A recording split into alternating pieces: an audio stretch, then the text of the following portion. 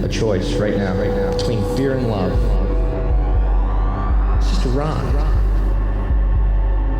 Out of the dark night of ignorance and into the shining light of truth. Expounding reality. A population of citizens capable of critical thinking. We don't see things as they are, we see them as we are. There's a level of reality where everything dissolves into an ocean of energy. We empower our experience by insisting on our authenticity. That's very profound. Very. Expanding reality. Welcome to Expanding Reality Podcast. I'm your host, Brandon Thomas. This episode, guys, we get to talk to Vikter Bang. The only question I got for you is, are you ready for an upgrade in consciousness? Because that's exactly what this is. He is a fantastic thinker, a seeker, a modern-day philosopher. This guy and I really go down some deep rabbit holes, and it's fantastic. He is one of the most chill, one of the most amazing free thinkers that I have ever come across. Absolutely grateful to have him on the show. You guys, all of the ways to find him, his website, his TikTok, his Instagram will be linked in the show notes. You guys go check that out. Of course, I will wrap this up with you guys after the show, so enjoy the episode. I sure as hell did. Without any further ado, Mr. Vikter Bang. Well, thank you guys so much for listening. We have Vikter Bang on the show today. Vikter, how you doing, man? Pretty good. How about yourself, man? Good, man. Every day above ground's a great day, and that's really what I believe. That's why I say it all the time. The listeners are like, all right, we get it. Every day above ground's a good day. That's fine. But I'm going to keep putting that message out there because that's my vibe and that's what I go with. So, my friend, tell us just a little bit about yourself, and then we'll just get it going here, buddy. All right, let's see. So I gave the short elevator version. So long story short, I'm just a guy that question a lot of stuff. I've always been a curious person. Normal guy, grew up in Pensacola, Florida. Lived a normal life until I really started questioning a lot of things. 9/11 was really the first thing that really got me to wondering the real underpinnings of what's going on. So when I first saw that, it just didn't look normal. It didn't look real. It just something looked off. So I really started looking into that and kind of the background on that deal. And that really got me into looking into conspiracies and kind of what's going on behind the scenes. So I didn't stop with 9/11, and I started asking myself, okay, well, if there's a potential that this can happen and they can get away with it, then what else can there be? You know, what other, if I was to focus my attention on helping on a level or exposing something, what would be the one thing that I could expose that would help? So I sought deeper and deeper, and then I realized that and it's not really a conspiracy, but it's just something that's hidden. The spiritual journey or the spiritual reality, I feel, is the key to it all. And so that's really what I started focusing on. I started looking at religions. I started looking at my own religion. I grew up in a strict Church of Christ background, so we didn't even have music in our church and everything. Started questioning that. Was baptized 3 times. I really wanted to have an experience. So the thing about me is I wanted to have my own experience. I didn't want to be told something from someone else, you know, that could have the same experience I could. You know, if someone said God can talk to them, well, okay, well, what did you do? So I can hear it as well. So as I started looking deeper and deeper into these things, I said, okay, well, you know what? I'm just going to start from scratch. I'm going to experiment with my own consciousness. I'm going to see what I can prove to myself. What can I experience myself if I didn't know anything? So I started from scratch. So I started from basically being an atheist. I had to prove that there was even a God out there. And then I said, okay, well, what is the one thing that none of us can claim ownership of, that if there was a God, that would be proof of? So then I said, well, nature would be the one thing. So I started looking at nature and really started looking at the intelligence behind that. And when you really start digging into that, you can see that there is an underlying intelligence. The odds of this happening by chance are ridiculously low. So then when you say it's a possibility that there is a creative force and there is intelligence behind this, then the next question was, well, what's my relationship to it? And that's really the spiritual journey, your relationship to that. And it got to the point for me where intellectually it made a lot of sense. And I changed my diet. I was doing meditation. I was doing a lot of different things just to really clear the old me and make room for this new awareness. And the major light switch happened to me when I was in the Everglades. I used to go in the Everglades and walk around out there during the day, and it was broad daylight, and I had what you would call an out-of-body experience. I was looking up at a cloud and just imagining being up inside the cloud or looking down at the cloud, and then in an instant, I felt myself looking down at that cloud. And in that instant, I was thinking to myself, well, how can I see without eyes? How am I thinking without, a brain, and is this me, right? Is something playing tricks on me? And then at that point, it was like I was snapped back into my body. And then from that point on, it was like I saw through the illusion. And it was the only way to kind of explain it is like awakening from a dream. It was like, oh, this is what they're talking about. And during my journey, I listened a lot to a guy named Anthony DeMeo, and he was a Jesuit priest. And he did a lot of lectures and videos talking about awakening. And he talked about it in a very pragmatic way and didn't get into any specific rituals or any specific religions or ways to do it or to come about it. It was really more a path of reduction. When you remove all of the things that you think you are, that's what's left. So that's kind of the path that I chose. And I like the way that he spoke and the way that he talked. And he was pretty brave to talk about the things that he talked about inside the Catholic Church. Actually, after he passed away, they kind of renounced some of his teaching because he didn't put Jesus on a pedestal. Well, this is, after he passed, because during the time, he was a pretty popular guy. So I always thought that it was something that I could attain, and just my engineering brain just wanted to see what was that process. And then when it did happen, I had the intellectual side down. Then when I had the experience, it was like, well, this is the good news. And then it really got me to thinking, well, why isn't this common knowledge? Why isn't this something that, isn't hidden from us? And this is something that we know from the jump. How would this change the world if we knew that we were spiritual beings having a human experience? And so I sought to, one, document my experience, as scientifically as I could, and put that information out there, and really just to see where this would take me if I just continued that path. And that was over 6 years ago, and here we are now. Man. So what's the documenting of your path been like? So the Truman Show is what you're talking about, right? True Man. Yeah. So before that, I've always had a camcorder in my hand. So since I was 11, my family, they had a camcorder and they didn't know how to work this thing. So they just gave it to me. And we started filming videos, and most of it was home movies and stuff like that. We'd film videos and just kind of edit them and, laugh at ourselves. And that was kind of what we were doing, like little skits and stuff like that. So I've always had a camera in my hand and recorded stuff. And so I've got footage of me since 11. And it really didn't take a turn until I really started the spiritual journey. And then I started, well, let me document this. Let me really talk about my experience while it's happening, while it's fresh, and kind of capture that, even if no one's watching, for my own record, so that I can look back and just kind of remember those things. So I've been doing that. And the Truman Show is just the idea of a reality show where this is pretty much being taken on the road, and also talking to other people that have had these experiences. Because as I've traveled and as I've went around, and I spent some time in between jobs, just kind of observing the matrix, if you will, and just kind of just seeing with my own eyes what was going on and talking to people. And it surprised me how many people in different pockets are having these same experiences, but just are not speaking about it because they're afraid of ridicule and being ostracized and all of these things. And I've experienced all those things myself, and I'm still talking. But the idea is to really show those people that, for one, they're not alone, they're not crazy. What they're talking about makes sense, and they're really ahead of the curve from a normal standpoint, and it's okay.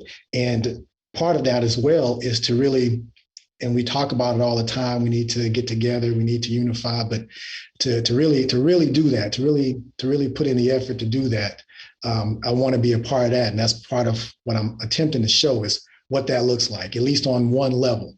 And I think I think we have the numbers now. I think there's enough people awakening now.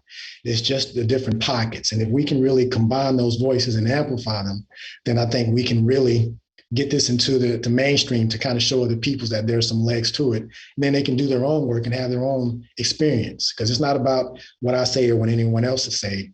It's about having your own experience. And my whole thing is just showing that it's possible. I know there's only so much that I can prove, and I know at the end of the day, I'm just someone talking. But the thing is it possible? And if it's possible, then it's up to you and the individual to kind of do their own work, to have their own experience and prove it to themselves.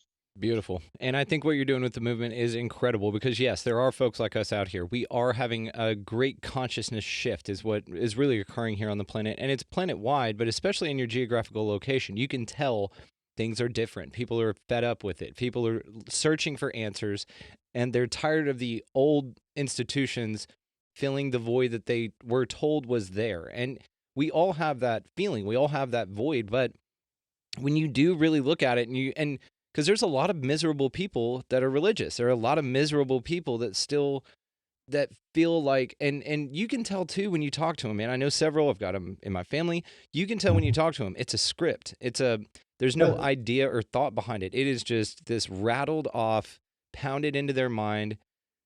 Don't think about it. And that's actually in the Bible. You can't question Christianity at all, or you're out of it. You're done. And anything like that. And I've had some big issues about religion, and I'd like to talk to you a little bit about that because I was same thing. We did have music and stuff in my church, but it was damn near the same thing that what you went through. So with religion specifically, and the difference is that religion and spirituality are separate in the fact that there's no real rules to spirituality, and the fact that we don't believe in a God that would create free will and then punish you for eternity for using it. It's usually, and especially with a myriad of factors that are out of your hands. Like there's so many things that happen on a day-to-day basis that could, if you follow the words literally, damn you to hell without you even being able to do anything about it. And not to mention the fact that it all really depends on luck. It depends on where you were born and what God you were born into. It's like, well, so my mom decided to squirt me out here, so therefore this is the God. But if he squirted you out in the Amazon, then those people are okay because they never heard about God. But it's a weird dichotomy, man, and I don't think it's supposed to make sense. I think it's supposed to be controlling. And I think that what religion has done, and I'm not bashing people who are religious. What I'm saying is the institution itself is very limiting, and it tells the people involved in it that you have to go through somebody else because you can't do it on your own. And that's one of the main issues I've got with it. The other main issue I've got with it is the fact that it's all wrapped up in interpretation. And it's if it was your eternal soul, right? And I've said this before, but if it's your eternal soul we're talking about here, then it wouldn't be left up to question. It wouldn't be left up to interpretation, and it wouldn't be left up to you needing to find it out from somebody else. A big issue I've always had was that it wasn't an innate quality. Curiosity about the afterlife and what God is an innate quality, but no firm, true answers that they provide are what I get whenever I look into that void or whenever I ask myself that question. So what was it like for you to come to your realization with your spiritual awakening? And then what was the next thing? Was it easy to come to, and then you just birthed into this process after atheism as well? So what was that like for you? It was a process. So when I decided to start over, I looked at different religions. So I even, there was a phase where I was talking to one of my friends who was a Muslim, and this is just seeing the different teachings in different religions. And then that's when I decided to just leave it all and just start from scratch. So just prove to me that this God exists. And as I just progressed on, just looking at it from a scientific standpoint, I try to be practical. I try to be logical. I try to use as much common sense as possible, and I harp on experience. So that way, no one else can program you or pull the wool over your eyes. Something you can experience yourself, and it needs to make sense to yourself, and not something that you can just swallow as a belief from someone else who may not have an experience themselves. Because a lot of that is just parroted stuff. Because when you get ordained, you're just ordained in a belief system. So it's not like you have any realization yourself. You just know exactly what to continue to spit off to the next person.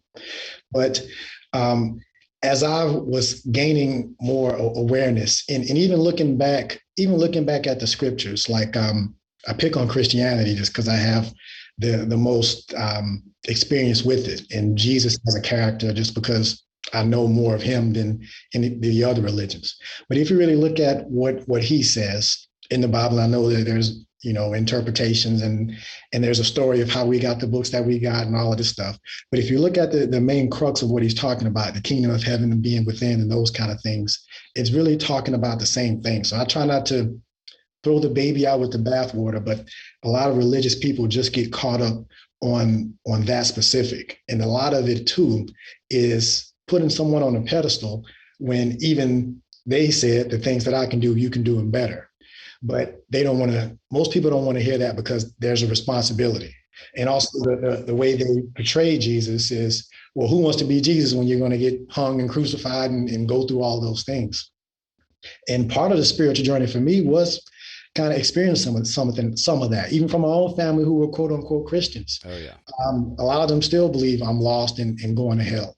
And I can have a conversation with them with the Bible. I probably know more about the Bible than they do, but they're not even open to considering the possibility, and they don't even see that it's limiting them. They don't even see that the freedom that I have, knowing hell doesn't exist, is something that they could experience as well. And it's sad, but it is what it is. And it's and I'm here in the Bible Belt, so I'm in Tennessee now, so.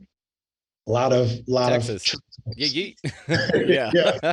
I get so, it. Yeah, so it's here too, and we got our work cut out for us, but I don't think it's impossible, but it's a hole to get out of.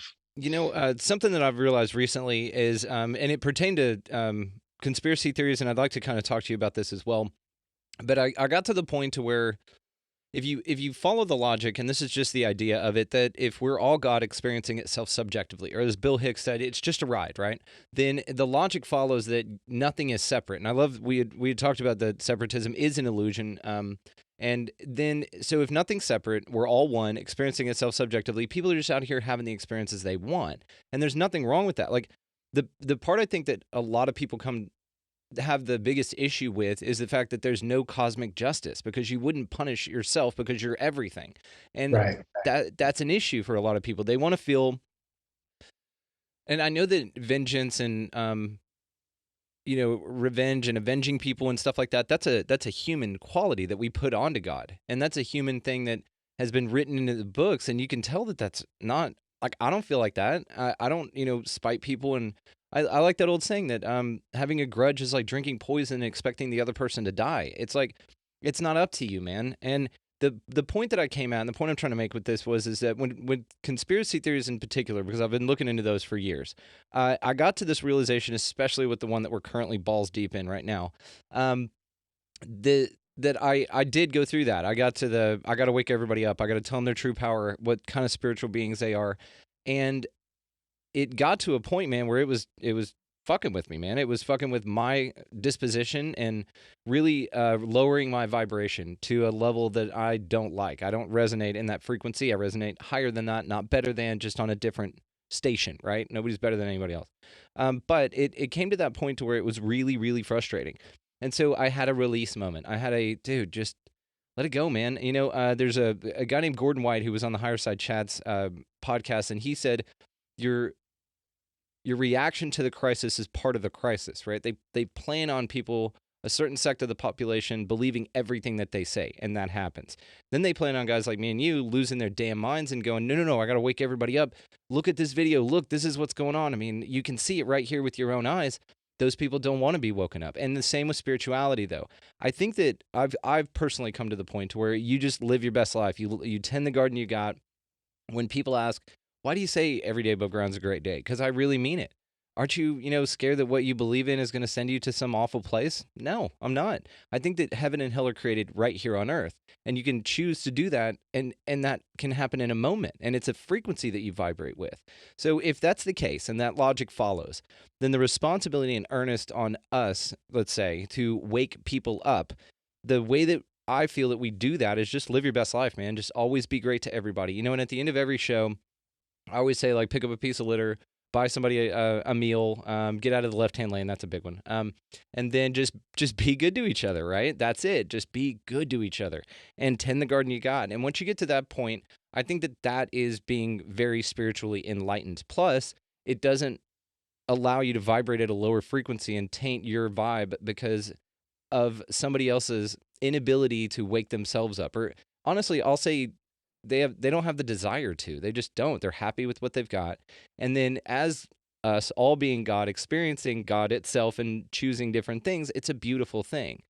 It can appear damaging, or it can appear dreadful, but I would say that at the point that and it's a real recent thing, so I'm still kind of grappling with how to articulate it, but it's a pretty damn freeing thing that I've come to. So what was the point to where, in conspiracy theory wise, that you were just like, after 9/11, what was on your radar there? I know that one is a big one, and that's a tricky one to talk about, but we can if you'd like. And then as well, I'm just curious to see what happened with you after that. What was the next one, and where did your mind go after you felt the way that you did about that? Yeah. So for me, Building 7 was and still is the smoking gun to me. And it's tough to have the conversation because it's difficult for people to imagine that there are people that would actually want to do that, and have the ability to do that. And so when I saw that was definitely possible, and these people are out here and potentially still out here, and who knows what else they're doing. They could be involved in what we got going on here now.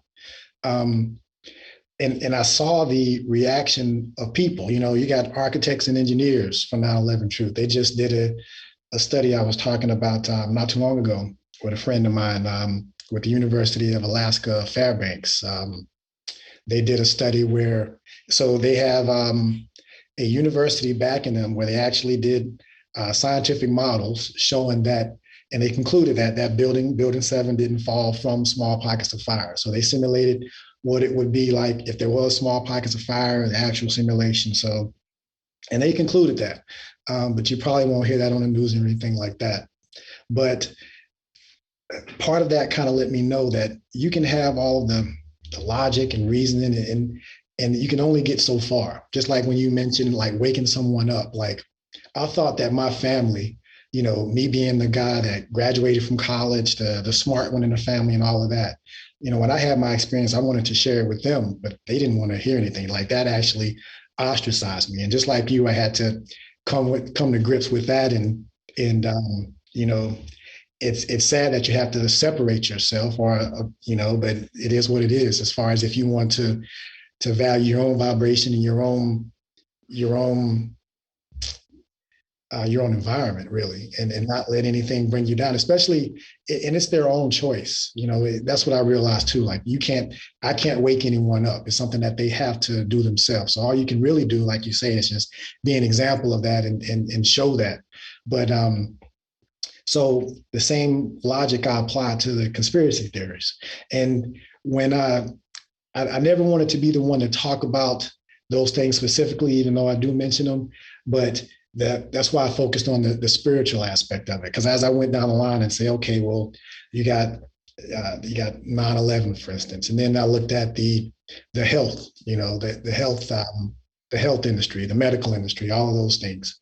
So all of these things that are not conducive to health, wellness, higher consciousness, and all of these things. So the thing that I wanted to focus on was the personal responsibility. What can we do as individuals to help ourselves in this, and really take the blinders off so we can make smarter decisions in this reality with all of these inputs that are not necessarily for our best interest. And that's why I kind of focused on the spiritual aspect, because that's something that, again, we can all experience ourselves. And you don't need any guru or anybody else to allow you to have that experience. But in doing that, I still had to come to grips with only being able to take it so far. I can speak about truth, logic, and possibility only to a certain point, but it's just like one example I would use is eat your own mango. Like I can write a book or a volume of books on how a mango tastes, but until you bite one yourself, you will never know, and you can read all the books about how a mango would taste, but you have no awareness or no experience of it until you actually taste it yourself. And I can't force it into anybody's mouth. But that's kind of the path that I took to this point. And I don't really touch on conspiracies too much, and I've purposely tried to stay away from them because I saw how they were using those type of topics to take people away from social media and posts and all of that stuff. And I wanted what I was doing to have some longevity. So I just tried to walk that fine line and not really touch on too many hot buttons, because that's an easy target for them to take you off and take all of your content out. And I just wanted what I wanted to talk about being what I thought was the key to be able to last for a while and hopefully be there and be a time capsule for the time that people do want to question or see a little bit more. And my whole intent was just to help someone along their journey and kind of help them out with the things that I bumped my head on, or the things that I had to learn through, so that it maybe can help them out, just like as other people help me out, So just wanted to kind of pass that along and leave that there as part of the record, as I do decide to maybe one day be quiet as well and just go off and do something else. At least I can, at the juncture while I'm talking, I'm recording it as well. So then when I do shut up, it's still there. Yeah. I love that, man. I think you've taken a great perspective with it, and I agree with you. I don't do the hot button things anymore. I'll talk about the Mandela effect, Project Bluebeam. If you want to talk about the Earth being hollow, that's great. But as well, excuse me. Again, it's real allergy-y here in Texas right now. So again, though, I'm with you. I really do think that the path that you've chosen and what you've chosen to focus on is absolutely right there. And I've kind of come to that conclusion with you, damn near at the same time, probably. But I think that being there and being something motivating rather than something where they're pointing out, but I think that has value too. So you've got, podcasts and videos and things like that of people that would be a great resource for folks to go to if they really want to learn the truth. That stuff's still out there. I agree with it. And God bless them for taking that on, because it's a heavy responsibility, because it drives you nuts. I mean, and it gets you to this point to where, of course, there's fucked up shit going on. Of course, 9/11 isn't what they told you it was, especially Building 7. They reported it 30 minutes earlier in the UK with it in the background before it even happened. Mm-hmm. So it's orchestrated. But once you realize that, you can realize that even realizing that lowers you to that frequency that they want you operating in, that frequency of fear. Now, you might not be afraid of the terrorists or whatever, but you're afraid of your own government that can do that, and you're afraid that other people are falling for it, and therefore a bunch of control systems will be implemented, which they did. But it is like you said, and I think you're absolutely right about the way that you approach things, the way that on social media, especially until spiritualism becomes an issue. Let's keep moving forward here, man. I love your approach. Yeah, and what you said, I just want to piggyback on that too, is I didn't want to participate in the propagation of the fear, because, I post videos on TikTok and I'm playing with the algorithm just to kind of see which ones get more views and all of that stuff. And the ones where, and it's not even propagating the fear, but really just outlining the current situation, like in my job, I do, what they call Lean or Six Sigma, problem solving methodology. A lot of businesses use it. And one of the first things you do is you clearly define the problem. They call it defining the current situation. So you really try to detail as much as you can what the problem is, and then that helps you define a solution. So I did a video about defining the current situation. And some of the comments were that, it was like, propagating fear, but it's not propagating fear. It's really just defining this is what's going on, But I'm with you. I didn't want to participate in being part of that. I wanted to be more involved with the solutions and what can we do to get out of this predicament. Yes, absolutely. And for some people's solution, that's where they need to go. But for me and you, we're not a resource for that. Like, I can talk about it if you'd like me to, but I don't want to focus on that. I've really And it's funny too, because the last I think 5 or 6 shows have been all spiritually based, higher consciousness based, and it's been amazing. Like they've been some of my favorite shows. But there, like I said, there is a resource for that out there. You guys go nuts and go find that. But if you want to be hope and part of the solution, check Vikter Bang out. He's great. And to that point, I'm going to link everything in the bottom of the show notes down here, so people can just click right on and go find you. So let me ask you this though. So what is your favorite part about the realization that with the spiritual beliefs that you've got?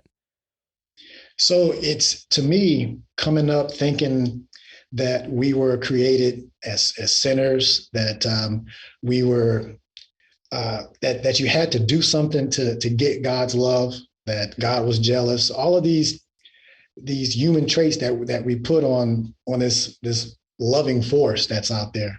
It's freeing to know that there's no judgment that's going to be waiting on you. It's freeing to know that you don't die. Your spirit doesn't die. You just, your vehicle, your body is just energy, and that changes form. But the consciousness animating this doesn't die.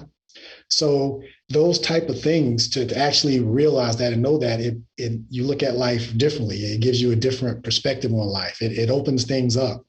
Part of the thing that I used to get frustrated with, because it was so freeing and so good, I wanted other people that I love to experience it too, and I just couldn't get them to do it, and that's the bittersweet part of it, because I can be in the same room with people that don't have the same realization, and they're afraid of all of these imaginary things that are holding them down. They don't even really see it. And they don't really see the beauty that's in front of them, and the beauty that they have in themselves. But that was the most amazing thing, is to really understand that for myself. And it's different when you hear other people talk about it, but when you have your own experience of it and you really see that it's true, then it opens up everything. Yeah. Okay, then what is the most challenging part about spirituality to you? This reality is, it's balance for me, and I try to walk that line, because in my day-to-day, like I rarely am able to have these conversations. So I enjoy being able to talk about this. I got you. You welcome anytime. Come on. Because my day-to-day, it's pretty robotic. It's just the everyday stuff, and there's no growth. And part of the thing that kind of gets me is, I'm not a person that likes untapped potential. If something can be at a certain level, I try to bring it to that level, at least the best that I can. And within myself, that's kind of what drives me. If there's something I can do or something I can be better, then I try to do that as well, to the best of my ability.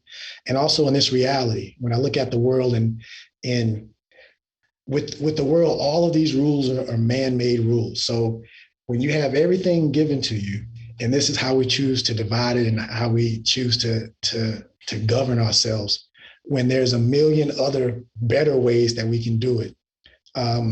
It's something that I understand the intent of it. I understand the dynamics of it, and how it's based on each person's individual journey, and there's the collective as well. But then I see the potential, and it's just like, the one thing that I've always had to tell myself is patience as well.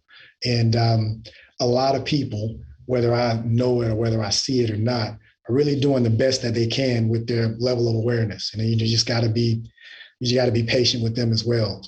Sometimes they're doing the best they can, even though they can do better, but that's just the limit that they are now. In their own mind, they're still limited in themselves, but that's the best they can do at this point. That's it, man. And I figured out a while back that, and I can tell you this right now, your goal is the same as mine. We are here to give people back to themselves. And that has been a massive part of why I started this show, why I talk to people the way that I do on a daily basis, because I'm like you. You said it perfectly, and it's funny too, because I've actually mentioned it on shows that haven't come out yet, exactly what you just said. It does feel like that it's challenging to have these conversations, but now we've got this. And what I like about this and how we found each other, man, is that I follow the synchronicities, man. And how we found each other was a post of yours popped up on Instagram. Now, the interesting thing about me saying that I find people on Instagram, I'm not on it that much. I do a little bit of posting in the morning to kind of stay current and whatever, and to throw some love out to everybody, and then announce new guests and new shows that are coming out. But I don't sit there and obsess over it and scroll. So the fact that I find anybody on there new and interesting to talk to is pretty cool. And so I just liked your shit, man. I checked you out, I messaged you, we talked on the phone, and now here we are. And I like this process, and I think that these conversations find a way to have themselves with people no matter what the distance is, because we don't have to really worry about that anymore. You and I are sitting here having a great conversation, and now you're not alone. Now you don't feel stuck in a place where you can't communicate these ideas to anybody. Like I said, brother, you got my number, man. Call me anytime. You can just call me up, say what's up. So, like I said, I will be linking in your show notes to how I found you, which is your Instagram, as well as your TikTok. I didn't know that you were on that. The wife finally convinced me to get on it, and so I did. And it's pretty cool. Like you said, the algorithms, it's interesting. I found some really interesting manifestation hacks on there, and we could talk about that a little bit if you're into that. But I think that what's interesting as well about your perspective is you say a lot of things that I've thought but haven't said about, like, the untapped potential. I think that that's brilliant. And it's the stuff that you were saying as you were saying it that I'm like, yeah, that I've actually changed mine now. That is mine. And this is what these kind of conversations do. They allow us to swap ideas. They allow us to gain clarity, because that's what it's all about, right? Clarity over agreement. I just want to be clear with you. We don't have to agree, and I still love you either way. Right. So, but like you, I don't get to have these conversations with my parents. They definitely aren't into this shit. But it is nice to find, and I've been calling it lately a soul tribe. We're like a soul tribe that find each other. And then we're just these little beacons of our ideas out there, and then we can connect and then kind of assimilate and spread those out. So what in your mind is the fuck going on here? Like, what are we doing here? What's going on? What's it all about, man? It's for a softball. I just lobbed up a softball question for you. Just tell me the whole reason, for life. What's up? Yeah. Well, to me, it's the what if game. It's the so we're all the same thing experiencing its own creation, and we've chosen to do it this way without knowledge of it, and coming through what you can call the veil of forgetfulness, so that we would not know that coming off. Yeah, we can grow into that awareness, but to really see what we would do. And in our family, there's the saying of what you're going to do. And I even did a little short skit about that. But it's supposed to be funny because they all would, it would be one weekend where they're going to go out to eat. And the question is, well, where are we going to eat? And there would be all of this discussions about this stuff and all of this, all of these different conversations about what the one place is we're going to eat. And everybody had their own different opinions and all that stuff, but it boils down to what you're going to do. And that was a saying that we had in our family. But I think that's what this is. It's a rod of free will that it does, but it doesn't have to be like this though. And that's the balance of it. It's because we can do anything that we want to in here, but the fact that we choose to do it this particular way is the part that is unsettling to me, especially when there's a million other ways to do it. But from my perspective, it's like, I looked at it this way as well. We've separated ourselves so we can interact with ourselves. Now, the way we interact with ourselves is up to us. And we've done that unknowingly, so we would have the experience of meeting each other for the first time, even though on a level we already know each other and have been, known each other. So it's to really have that surprise, if you will, because when you're one with everything, you can't be surprised. You can't hug yourself. You can't introduce yourself to yourself, but in this experience, you get to experience all of that as if it's a new thing. I just don't like that we get stuck in this particular mode of it, but I think that's the basics of it. I really don't try to look into too much more, because then you get into the speculation of it as far as what is the purpose and what is the meaning, because that's subjective. We give the purpose and meaning to it, but the experience is the part of it. For us to experience ourselves. Completely agree. And you are welcome to speculate wildly on this show. I just had a guy who wrote a book about that UFOs are future humans coming back in time machines. I love this shit. We can talk about all kinds of cool stuff, man. So I love your perspective on it, and it's very warm. It's very comforting because this is it, man. And you're a great ambassador for this. You're not, and God bless Alex Jones, but you're not screaming that frogs are, it's turning the frogs gay and stuff. You're very comfortable with the idea, and it comes across, which is very refreshing, man. It's awesome. And I just love that we met, brother. You're, like I said, Soul Tribe. You're in it. I knew it the second we talked. So, and I agree with you. Now, what I think is interesting too is that going with the model that we are all God experiencing itself subjectively to know itself, right? And I want to subscribe to that as well. I've got ideas, not beliefs. Ideas are easier to change, but if I had to pick one, that would be the model that I would go with. Because even then, it's the act of pure love, which is what God operates on. Not conditional, not, well, you wore that dress on this day, or you don't eat, something. It's not this limiting ideology, which I think that's part of the experience. And so a couple of points I wanted to make on here was if we are that, if it is God experiencing itself subjectively, and there's an infinite number of realities, an infinite number of possibilities, the good news, and maybe a really comfortable one, is there's a version of you out there that's living one of those million other ways, and actually all of those million other ways to do it. Now, the other comforting part is, if that's the case and you can follow that out, then you chose to be here, right? And you know that because you are here. So what's going on right now, and with the feeling, not of frustration, just maybe about bewilderment that we've chosen that this is the world that we want to live in, that's the feeling that you wanted to have, and you wanted to have the interaction of things kind of being, pretty dicked up around here, and then following that to where it goes. Now, the other part to that would be that, what do you think about the simulation theory? Because it doesn't necessarily mean that there's not a God, and it may explain some of the crazy, weird shit that goes on. That basically it's just a big game, or you're like that you are an alien or something playing a video game. You put a headset on, and then the reality that we're all living right now is what's being played, not necessarily what's true. Yeah. So my thoughts on simulation. So my current belief or current thoughts on this reality is that it's a holographic reality.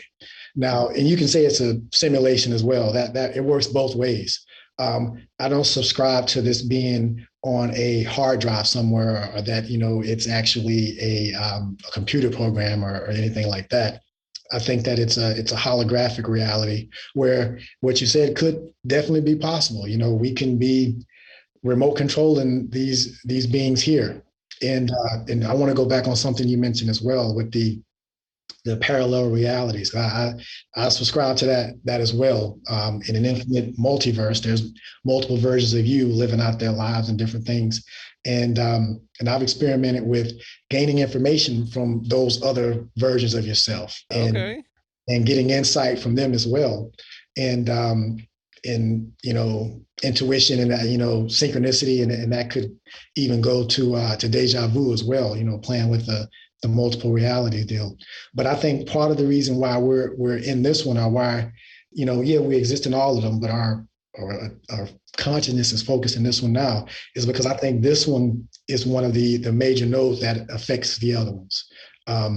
Whether it's and we can go into the time travel deal, whether Sure. this is the reality where we have the opportunity to correct the mistakes that maybe another reality did with artificial intelligence and all of these things. So we had to come back to a time before the singularity, or before it got out of hand, to where we can maybe correct some things. That's to be determined.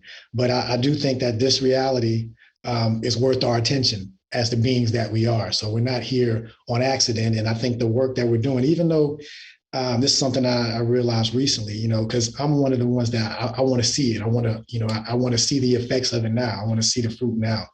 But then I started to think about the butterfly effect, and we don't know what this conversation or what your life and my life can do. We may not be able to see it on one level, but just like the butterfly effect, the butterfly on this side creates the storm on the other side. So maybe just our intent and our will is creating something different and changing it. Even if it isn't in this one, maybe it's changing it in another one, and maybe when we leave this one, we get to experience the fruit of the labor that we're doing here now.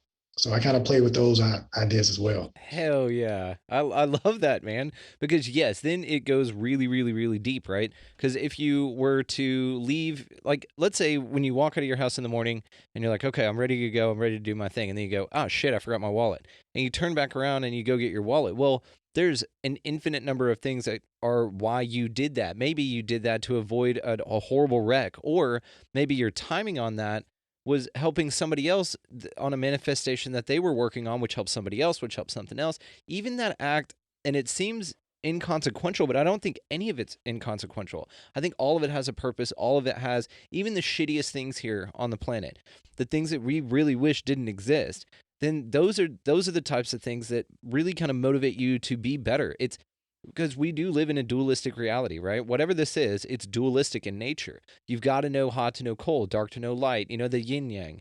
You've got this kind of paradox or this dichotomy existing in the same place at the same time.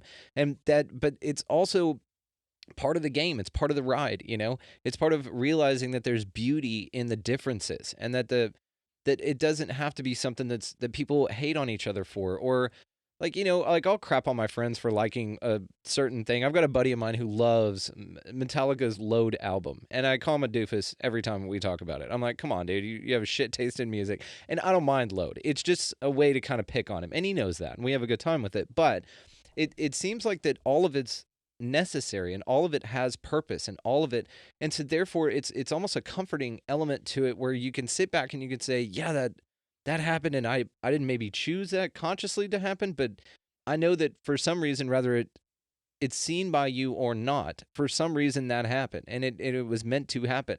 And to the time part of it, I like the concept that time is like, I heard the comparison that they're like stacked like records, right? And so time, each moment in time is existing at some level all the time, right? So time's only linear from our perspective because it's built into the mechanism for us to have the experience that we're having. And so I love it. So what are your thoughts on time travel? Do you think us as human beings will ever be able to achieve it technologically? Because you've got an engineering background. What do you think? From a technological standpoint, I definitely think it's possible. I think we're time travelers consciously now. Especially when you talk about your consciousness being outside of time. Like one of the TikTok videos I put on was I posed a question, did your consciousness age? Your consciousness watched you take your first step, as a baby, and go through puberty, adolescence, whatever, and to the point now. So your consciousness experienced age, your consciousness gained experience, but did your consciousness age? Damn. So your consciousness didn't age. The same consciousness looking out of these eyes now is the same ones that couldn't talk as a baby, years and years ago. Didn't age one day, one bit. It experienced age. Yeah, it gained knowledge and awareness. All of that stuff. But so we're, I believe in conscious time travel now. I think that's part of what we're doing now. But physical time travel, yeah, and that would be cool. That would be cool. I would love to go back and actually see some of the actual events that happened and really see how that compares to what we were told. Especially with the way history is jumbled up now. But to actually see in these characters, like one of the ones that would be cool is Jesus. Like to actually see, because I don't put Jesus on a pedestal. If he did exist, he was just a regular guy. You can even look at some of the background and his teachings being in the scene, and even potentially coming up with some of the teachings from the Egyptian mystery schools. That's where the whole man know thyself, all of that stuff. So these are just regular people, just like Buddha. I did a video on Buddha. He was just a regular person, not a god, just a regular person, who just awakened. So these are just regular people, and we tend to deify them because, for one, we don't. It has to do with our own self-esteem, not thinking that we're good enough and all that stuff. And then there's a control aspect as well, because if I become the spokesperson for this guy, then I can control you here. But when you really look at these people, they were just regular people. So it'll be cool to kind of see them and really see the environment that they were going in, because some of the same stuff's happening now. You look at Jesus' story.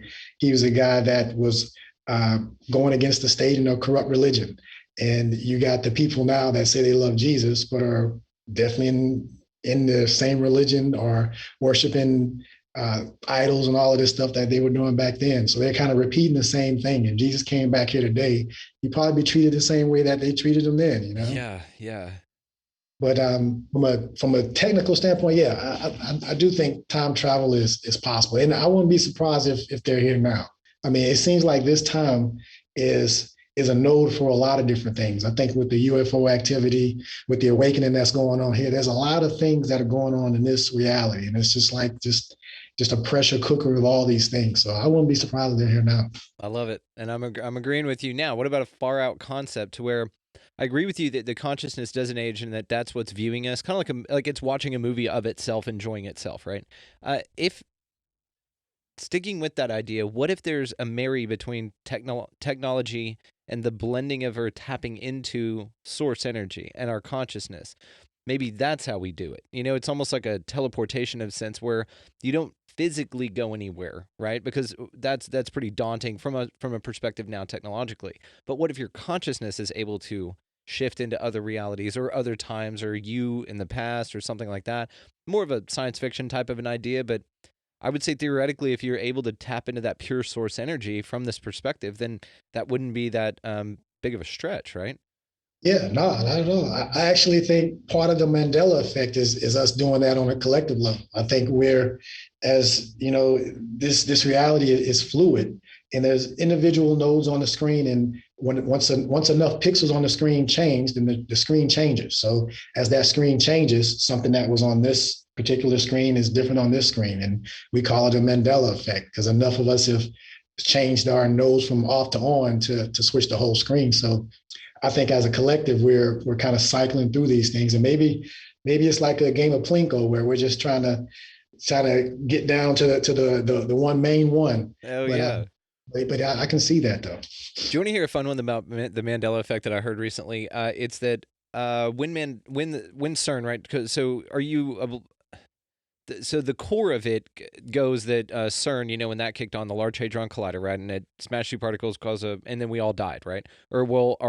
We shifted into a new dimension. But the one that I heard recently that I thought was a pretty fun thought experiment was that we all died and that we're all dead here and that we keep continuously co-collectively creating our reality because we don't know that we're dead, right? Kind of like a shitload of ghosts out here just walking around, causing trouble, still kind of just eating mangoes, hanging out, you know, and having these cool conversations because there's no awareness, right? I think it's a fun one, but there's a lot of flaws in it, especially with the way that we believe things, that we wouldn't let ourselves do that, right? We wouldn't let ourselves be that ignorant in death, you know, because that is just a return from probably your perspective as well to source energy or whatever. So what if, though, that when we die, we don't immediately go back to source? What if this is just a level of experience and it's like a video? I'm going to just say video game because it's a real reductive way for us to kind of communicate about it. But what if whenever we die, we just go to the next level of a game to where that's another level? And then that person believes, you know, is now surrounded by a world of possibilities and all kinds of stuff, and maybe levels up. Now you're in a different body. Maybe you're like a light being or like an octopus or something like that. And that's what reincarnation is. It's not necessarily coming back here to experience things in this plane. It could be, and that could be part of the possibilities, but it may be that you just keep leveling up or you just keep shifting levels. Not necessarily that there's I don't like putting hierarchy to these kinds of things because it's just experiential, right? And so whenever you say up or down, people want to associate that with good or bad or whatever. And I don't ever mean that. So I want to just be clear on that point. So these are the kind of things that are fun to talk about, man. I love shit like this. This is great. Yeah. So I was listening to a book by Michael Newton and Journey of the Souls. And what he did was, have you heard of him? I have not, but I love, just from the title, I love it already. I'm going to check this out. Yeah, so he's a hypnotherapist that compiled a lot of data from regressions that he did on a lot of his patients. And he kind of stumbled onto it just by doing his traditional practice and ended up regressing someone to a life between lives. And he's got a couple books where he's talking about basically what happens after you die. And it's pretty wild stuff. It seems to be a whole The movie, the animated movie Soul. I don't know if you saw that. The one Disney just came out with, not Damn just it. came out with. They're gonna be so pissed off. I was told this a long time ago, and I was like, I haven't made time for it, and I still haven't made time for it. But there's somebody out that I know very well that's gonna be screaming at the radio or at YouTube from watching this video saying, "I told you to watch that damn thing." So what about that is interesting because I haven't seen it, and you're welcome to throw some spoilers out if you want. No, I won't spoil it for you, but it had a lot of correlations. I don't know if they studied his work or anything, but it is to me, it's not a children's story, even though they kind of market it that way. It's a little higher brow than a child would comprehend. But in there they have multi-dimensional beings. They have souls that are incarnated. There was one soul as part of the story that didn't want to incarnate as a human because, I can't give you the exact reasons. But a lot of the plane that they were living on kind of mimics some of the stuff that Michael Newton was talking about in his book. So there were some correlations there. But he was describing interactive screens in the other plane to where you can look at your future lives and past lives, and where like a screen where you can actually interact with your future life. And it was some wild stuff. And he was compiling this from a lot of different people's testimonies. So it just wasn't one person. So he was compiling them all. But it's interesting to think about the layer of complexity that's past this. And in my opinion, I think you don't necessarily have to go back to source. And in his hierarchy, if you will, there's levels as well. There's souls that specialize in working with the newly created souls. There's souls that deal with time. There's souls that deal with all kinds of things. And even those souls would say kind of like, that's above my pay grade. I'm yeah. not, so there's still growth that's going on. It's not like you just pop out of here and you're just there. So that was interesting. But I do think there's a layer of freedom. He also mentioned souls that after they pass away choose to kind of not linger around as ghosts, but go to maybe worlds that are less material or non-physical worlds. But there's some leeway. There's some play that you can do in between. So I kind of subscribe to that. Like one of the things that I think that I'm experiencing, and I won't have proof of it, and so I'm out of here, is that I'm experiencing part of my soul that is basically time travel. Like I think synchronicity has to do with that to a degree. Like one of the things I see all the time is 27. That's a number that's appeared in my reality many times. A lot of these things on this wall, this was initially was supposed to be a green screen for videos, didn't turn out right. So I just started, using it to just capture stuff, and It's great. Synchronicities, and I thought of it almost like in the movies you see the bad guy or the cop trying to figure out and all that. So yeah, kind of that deal. Yeah, it's got that Charlie Day, like Always Sunny in Philadelphia, and then he's sitting there talking about the conspiracy theories and all the stuff taped up there. Yeah, it's real Citizen Kane like too. Yeah, I like it. So synchronicity, I see a lot of it, and I think part of it for me, it's almost like a confirmation that you're on the right path, almost like a road sign, just saying you're in the right direction.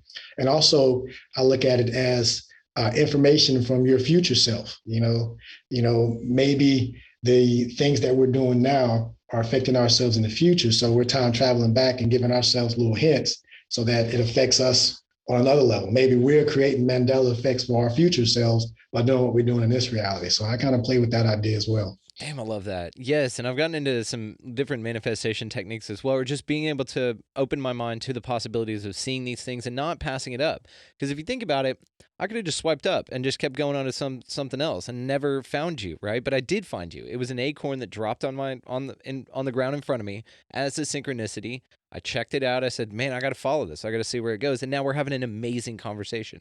I think you're wonderful. You would definitely come back. And I've actually got a few other podcasters that I talked to that I'm going to recommend because you're a great guest, man. You're just a really cool guy, but you're a great guest too. So I love the synchronicity part of it. I like everything that we're talking about. I think that it's very important to have these kind of conversations. And back to the movie that you were talking about, I find it pretty comforting, even if it is a little bit above their head, but so is the concept of heaven and hell. Now, to me, and There's gonna be people out here pissed off at me, but I'm fine with it. It seems like the concept of religion is pretty juvenile, and it's pretty easy to comprehend the way that they want you to, because there is a good and bad. There is a bad guy, good guy. There's a lot of anthropomorphization of human qualities on this deity and on this story. There's actually a pretty cool theory about the Bible I won't talk about on air, and we can discuss it, and then maybe if you want to do a future show on it, we can. But I think that it's awesome that those kind of movies are now coming out, and it seems to suit the Great Awakening, as we're talking about. It seems to suit this shift in consciousness. And maybe some little kid's going to watch that and then start questioning their religion from an earlier age. And then, more and more of a generation like that grow up reading the books that we do, and, listening to a show like this, and they can gain new ideas and not feel alone. Not be like, damn, man, there's somebody out there that can talk about this stuff. And it's very cool.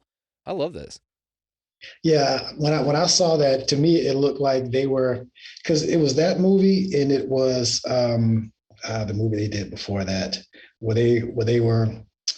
It was another Pixar movie. I can't think of the name of it, but there were voices in the person's head. There were different characters, and I think that was also a very well done movie. But this one, it's almost like they're trying to bypass the adults and kind of interject some ideas into the kids, because there was no mention of hell or anything like that. They mentioned the great beyond, which they didn't get into anything, but it had nothing to do with religion or anything like that. So in death, they were souls. So the guy died, in the movie, and he was still alive. So. And it was some cool concepts in there. So if a kid can pick that up and just see that being a possibility, I mean, that's a seed that's planted, I think. Absolutely. I love that. I like the concept of it. And I think that that's brilliant that it's out there and that we're talking about it. So let me ask you this. If anything, what would you change about the world in which we live? Another softball. I'm just lobbing them up, man. These are easy questions.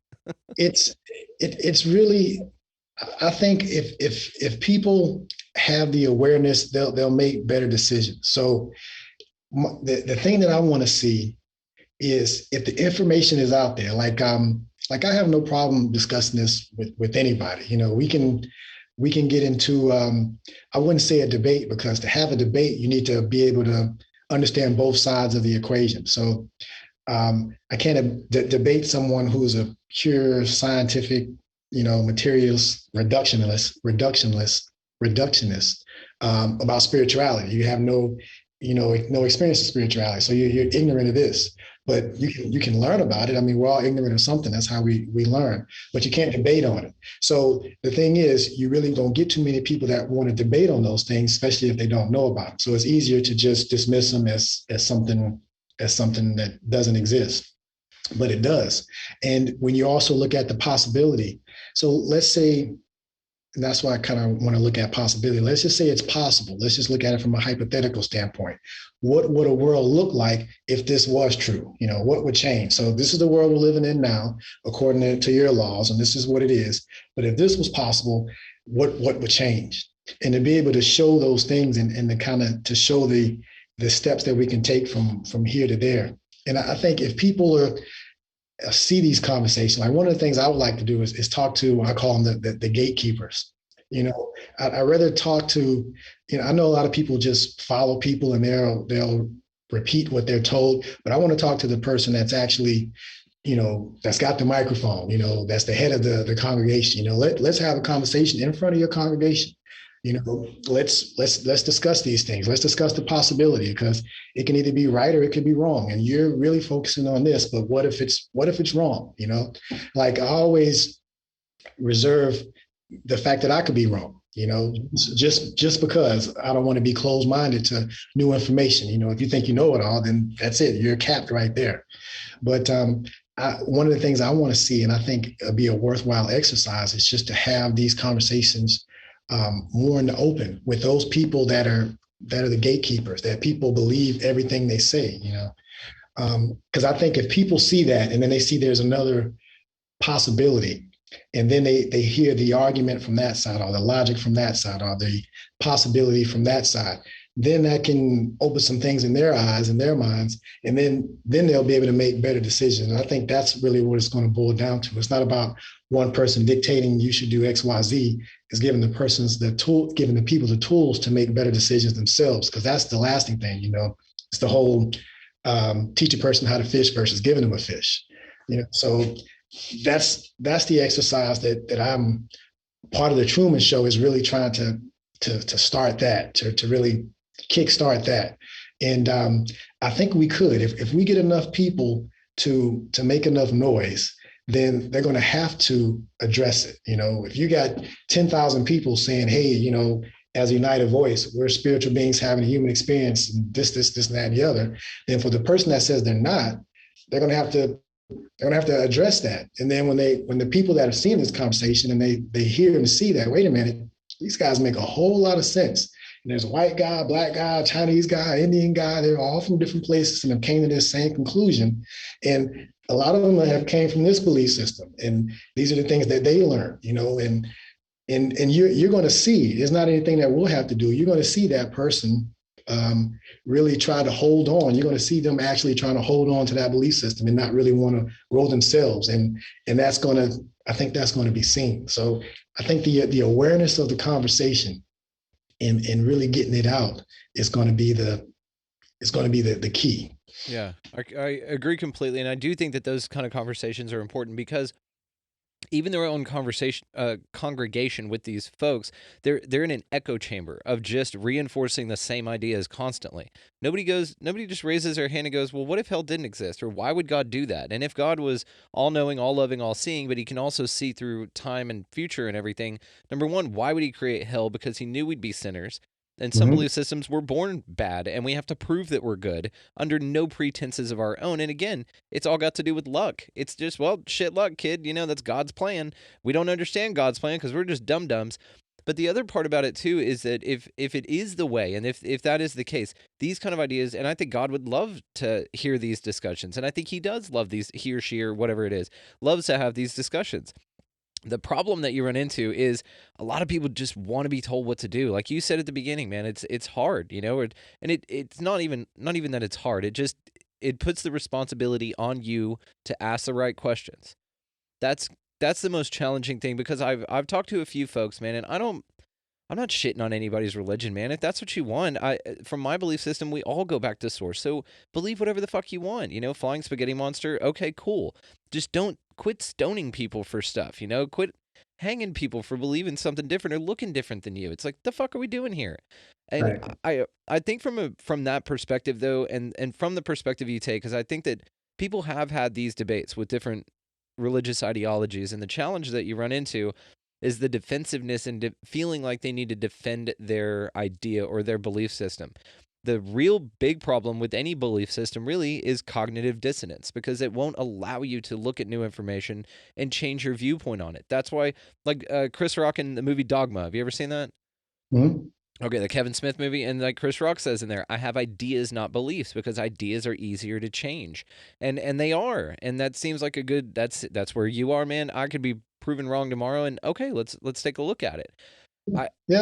It's the tit for tat stuff, and it's the I'm right and you're wrong, and I think it's more of just a divide and conquer tactic, to be honest with you. I think that it's, number one, a control mechanism, number two, a way of saying, well, you need to be upset at those people over there because they believe differently than you. And there are just so many flaws in the idea, but again, if it brings some communities together. Now the problem is the communities come together over an idea that's not even false, but sometimes dangerous, So that's the big issue, and people won't look at the fact that it divides everybody, and they don't even care most of the time. It's this, well, my team is this and your team is that, and we're better and you're worse, and it projects all this, I'm just saying, nonsense on it, man. It just seems nonsensical, and it seems like a waste of time, to be honest with you. I think that we could be doing a lot more cool shit with our reality and creating some of these things that we would both like to see on this place. I think it's a big distraction from ultimate goals, and I think that there may be a conspiratorial reason behind it, or maybe those people just don't know any better, Yeah, I think a lot of people too, they identify with their beliefs. They feel that when you are questioning their religion or their beliefs, that you're questioning them. Like they are their beliefs. There's family members that I know that are like that won't even entertain the being wrong, from other reasons of pride as well. Which But they is a sin. identify with their beliefs, Which ironically is a sin, Yeah,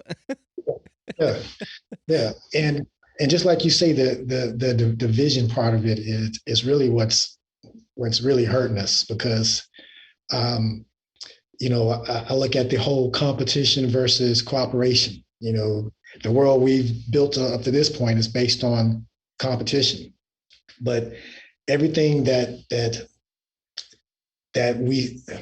we see that's thriving pretty much is more cooperation. I mean, just look at I look at our bodies, for example. What if your body was in competition, your right hand versus your left hand, right wing versus the left wing, the bird doesn't fly, Same bird. the whole the whole political system.